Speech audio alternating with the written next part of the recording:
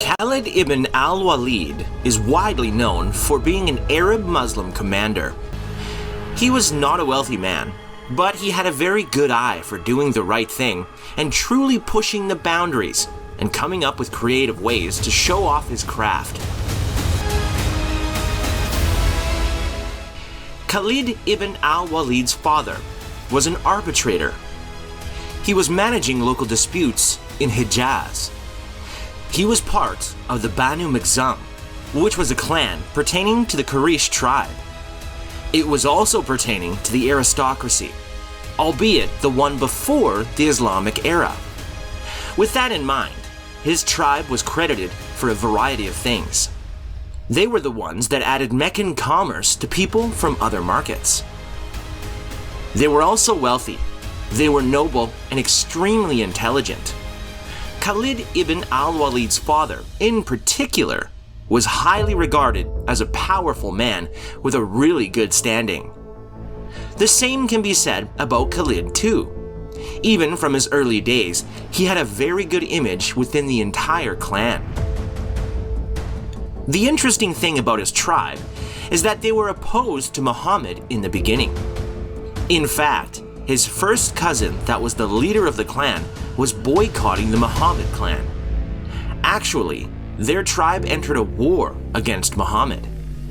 At that time, Muhammad went from Mecca towards Medina in 622. Eventually, they entered the Battle of Badr in 624. A few weeks after the battle, the paternal cousins of Khalid ibn al-Walid were mostly killed during the entire process.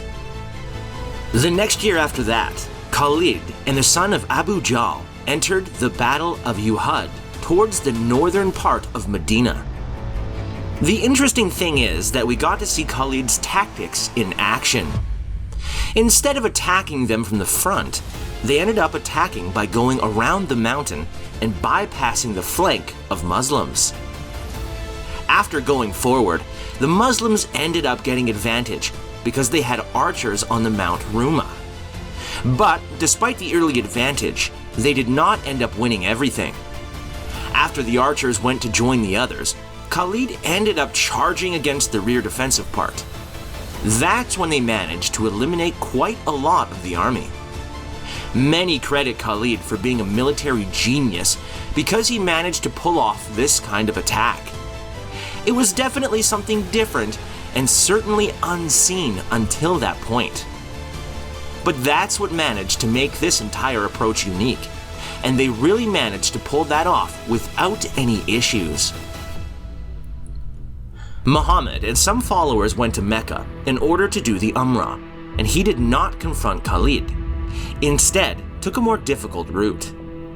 Khalid went to Mecca, and eventually they ended up with a truce in 628. It was a rather tough time, but a very important step, all thanks to the Treaty of Hudaybiyah. In 629, he ended up embracing the Islam and went to Medina after that treaty. With that in mind, he became a Muslim and he went there in order to live there. He started sharing his military talents and expertise at that time, which was a very important aspect to take into consideration. Another thing to note here is the fact that he went in the Mu'tah expedition. It was a raid designed to get booty from the Sasanian Persian army. Khalid ibn al-Walid actually took command here and managed to withdraw his team of people to safety. This is when he was awarded by Muhammad with an honorary title at that time. Later that year, and early 630, he assisted Muhammad in capturing Mecca. He was the leader for one of the two main attacks towards the city. He also defeated the Thaqif later that year. Khalid also had to destroy the Al-Uzza idol, which was a very important religious establishment for the Nakhla area. He was also appointed to invite to Islam other tribes in the region. Due to misunderstandings, he attacked them. Despite not doing the right thing in this situation, Khalid did not end up being punished by Muhammad in any way. With that being said, he was also focused on capturing Dumat al-Jandal, which was a very important oasis town at that time.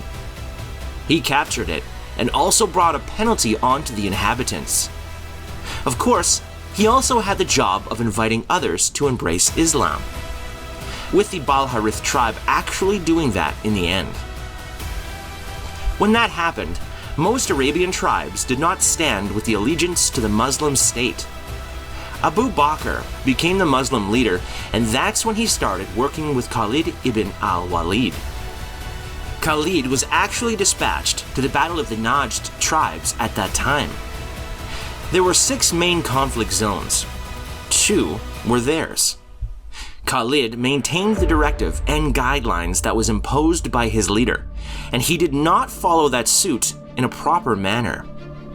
That really goes to show the dedication that he had to his leader. He did operate independently, which made it a lot easier than ever for most people under his command to just do the right thing.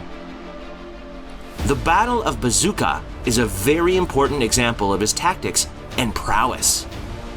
He was able to battle a multitude of powerful enemies.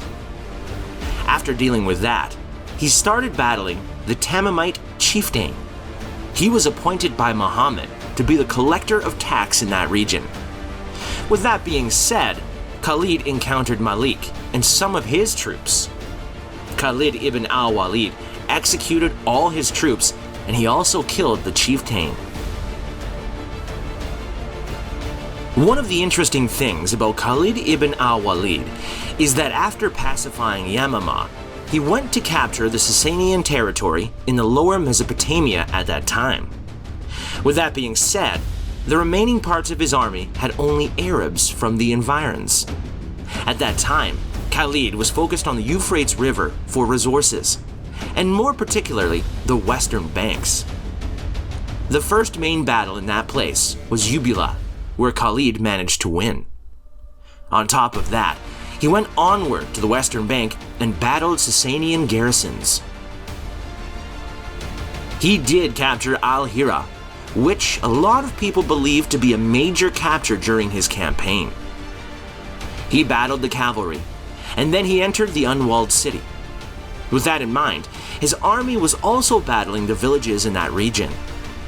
They eventually captured the city, and the city was paying a tribute of up to 90,000 silver dirhams every year. He went to the Majer Rahid meadow north of Damascus, right after the army went onward through the desert. He got there on Easter Day in 634. He assaulted a Ghassanid group at that time. With that being said, he and other Muslim commanders went in Palestine and joined Amr for the Battle of Ajnadin. The other part of the forces went to Damascus, where they started keeping the city under siege. Another important battle that Khalid ibn al-Walid took part in was the Battle of Yarmouk. In 636, he took his forces and marched towards Jabia. With that being said, they did go to the Ruqad west and kept the high ground between current Dera and the Dera Ub. In order to get the right results during this battle, he split the cavalry to protect his forces from any enemy attacks. He also used the archers wisely, since he put them aside and used them when the enemies were very vulnerable. In 638, it was said that Khalid ibn al-Walid was distributing war spoils and he was dismissed. And he also complained that he was not treated fairly or properly. In the end, he died in 642, and many expressed remorse over him being dismissed. People see Khalid ibn al-Walid as a tactical genius, and one of those persons that ended up doing a lot of great things during his time with Muhammad. He was also able to divide and separate armies in order to win pretty much every battle. With that being said, he was creative and knew how to tackle each battle in order to win. That's the reason why many still consider him to be a tactical genius even today.